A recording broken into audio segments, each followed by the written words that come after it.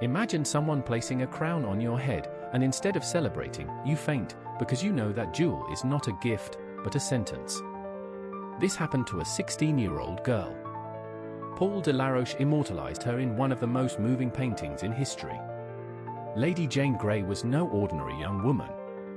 At 15, while other noble women dreamed of balls and suitors, she had mastered Latin, Greek, and Hebrew.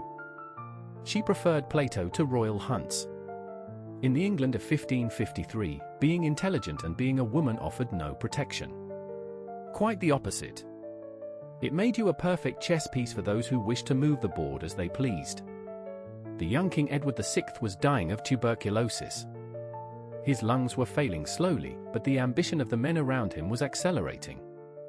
The Duke of Northumberland, his father-in-law, did not see Jane as a person. He saw her as a tool, the perfect excuse to keep Protestant power on the throne.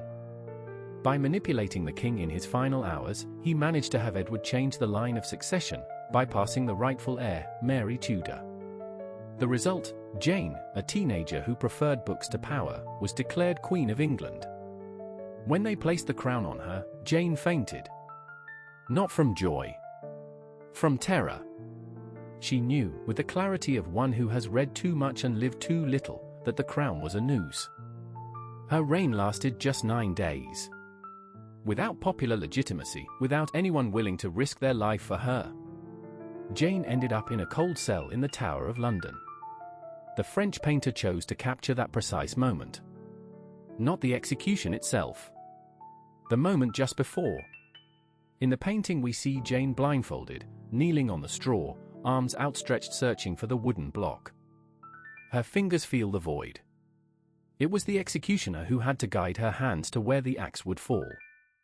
Delaroche did not paint an execution. He painted abandonment.